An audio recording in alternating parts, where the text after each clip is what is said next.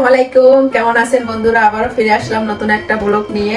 আজকে আমি রান্না করব পালং শাক আর চিংড়ি মাছ, আর আছে দেশি মুরগি, আনাম দেশি মুরগি। তো মুরগিটা আমি ভুনা করব, আর পালং শাক আলু চিংড়ি মাছ দিয়ে রান্না করব। শীতের সময় তো বন্ধুরা এগুলো অসাধারণ খানা, খেতে অনেক ভালো লাগে। তো আমি কিভাবে রান্না করি ফুল ভিডিওটা দেখবেন, ভালো লাগলে আমার চ্যানেলটা সাবস্ক্রাইব করবেন। আমি এখন পালং শাক গুলো কেটে নিব। আর বন্ধুরা, এক মোটা পালং শাক 1 টাকা, 1 দেড়হাম। সস্তা না?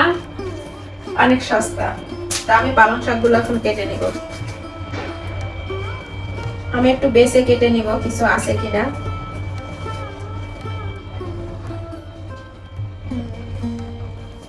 বন্ধুরা, আমি সবগুলো শাক এভাবে কেটে নিছি বেছে। আমার শাকগুলো কাটা শেষ, এখন আমি ধুয়ে নিব। দেখেন আমি এভাবে কেটে নিছি, এখন আমি ধুয়ে নিব শাকগুলো। তো বন্ধুরা দেখেন, আমি আস্ত মুরগি নিয়ে বসে পড়েছি কাটার জন্য। দেখেন আত্মওয়ালা মুরগি। তো আমি এখন মুরগিটা কেটে নিব।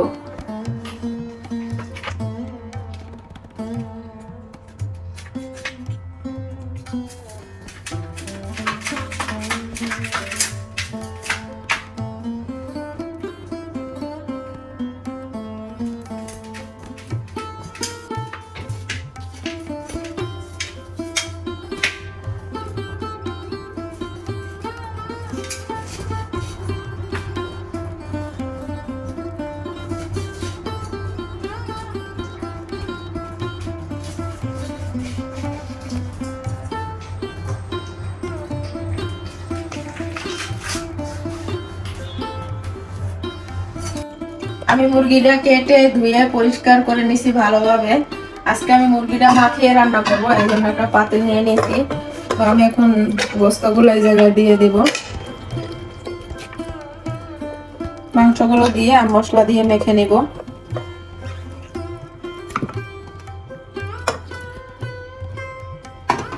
মাংসগুলো দিয়ে দিলাম, এখন মশলা মাখাবো। আমি এখন মুরগিতে মশলা মেখে নিব। প্রথমে আমি দিয়ে দিব পেঁয়াজ কুচি পরিমাণ মতো, আর সঙ্গে দিব কিছু কাঁচামরিচ,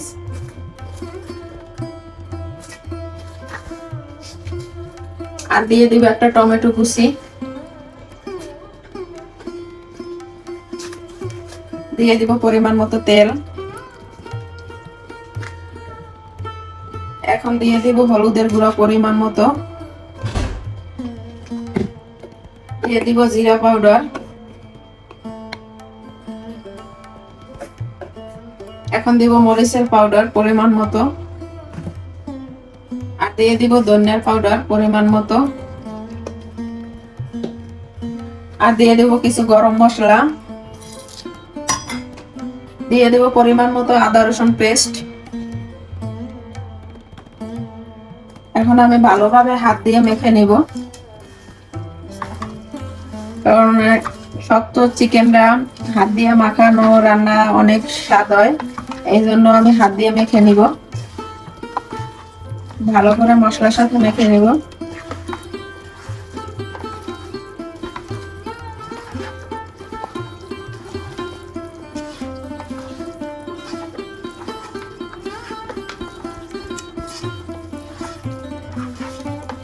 এখন আমি দিয়ে দিব স্বাদ মতো লবণ, আর এখন আমি ঢেকে দিব।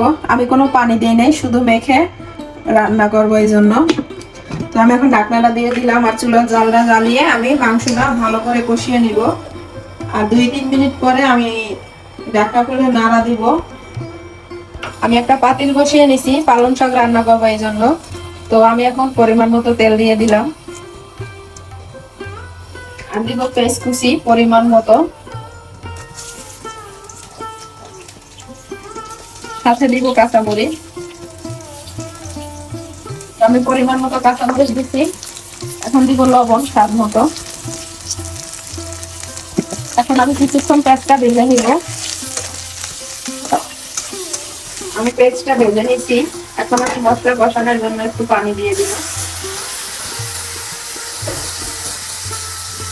আমি দিয়ে দিব পরিমাণ মতো আদা রসুন পেস্ট, আর দিয়ে দিব পরিমাণ মতো মরিচের পাউডার, পরিমাণ মতো হলুদের পাউডার, আর দিব লবণ। এখন আমি মশলাটা ভালো করে কষিয়ে নেব। আমি যেহেতু পালং শাক রান্না করবো এই জন্য আমি বেশি মশলা দিব না। শাকে বেশি মশলা ভালো লাগে না, কম মশলায় রান্না করলে খেতে অনেক স্বাদ হয় এই জন্য।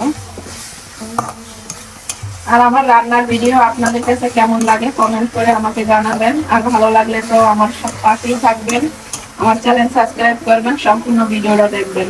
আমি এখন ঢাকা খুলে দেখে দিব আর একটু নাড়া দিয়ে দিব। দেখেন আমার মুখি থেকে অলরেডি পানি ছেড়ে দিচ্ছে। তো আমি এখন একটু নাড়া দিয়ে দিব ভালো করে। মশলাটা আমি ভালো করে কষিয়ে নিচ্ছি। এখন দিয়ে দিব চিংড়ি মাছ।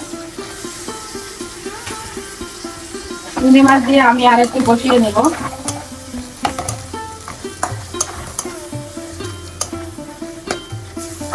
চিংড়ি মাছ দিয়ে আমি আরো কিছুক্ষণ কষিয়ে নেব। চিংড়ি মাছটা দিয়ে আমি মশলা ভালো করে কষিয়ে নিচ্ছি। দেখেন মশলা থেকে তেল ছেড়ে দিচ্ছে। তো আমি পালং শাক রান্না করব, পানি দিব না। তো আমি এখন শাকটা দিয়ে দিব, কারণ পালং শাক থেকে অনেক পানি বের হয়। আর আমি আলু দিব না, এমনিতেই শাকটা রান্না করবো চিংড়ি মাছ দিয়ে।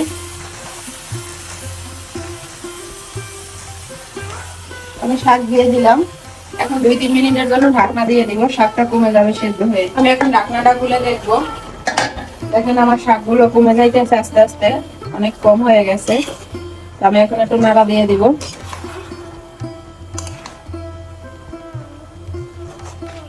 শাকগুলো এত কষি বন্ধুরা, দেখেন সেদ্ধ হয়ে গেছে।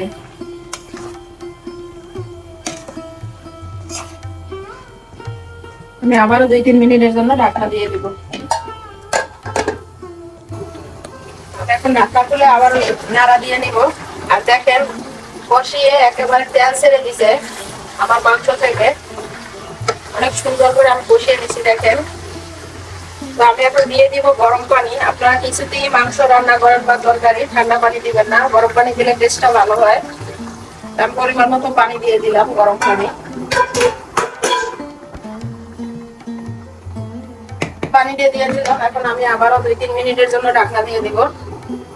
তো আমি আবারও ঢাকনা খুলে দেখে নিব। আর দেখেন আমি কিন্তু পালং শাকে একটুও পানি দেই নাই, আর শাক থেকে কতটা জল উঠছে দেখেন। তো আমার পালং শাকটা হয়ে গেছে, এখন আমি নামিয়ে ফেলবো। আর কালারটা কিন্তু বন্ধুরা অসাধারণ, এখনো সবুজ সবুজ আছে। আর শীতের সময় পালং শাক দিয়ে চিংড়ি মাছ খেতে অসাধারণ লাগে, আপনারা এইভাবে রান্না করে খাবেন। তো আমি এখন চুলাটা বন্ধ করে দিব, আমার শাকটা হয়ে গেছে। আমি মুরগির ভিতর একটা মূলা দিব, এই জন্য আমি বড় সাইজের একটা মূলা নিয়ে নিয়েছি। এখন মূলাটা আমি কেটে নিব। প্রথমে আমি ছোলাটা ফেলে দিব এরকম আলুর মতো। দেখেন দেখতে সুন্দর লাগে এই জন্য আমি ফেলে দিতেছি, আপনারা না চাইলে রাখতে পারেন। আমি পুরো মূলাটা এভাবে ছিলে নিব।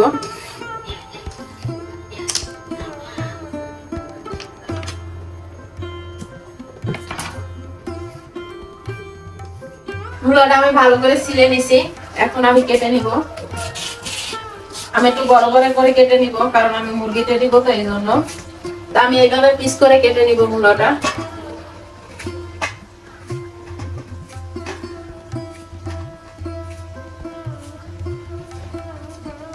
তো আমি এইভাবে কেটে নিছি মূলাটা। এখন আমি ধুয়ে মাংসের তরকারিতে দিব, মুরগিতে। আমি এখন ঢাকনা খুলে মূলাগুলো দিয়ে দিব, কেটে রাখা মূলা।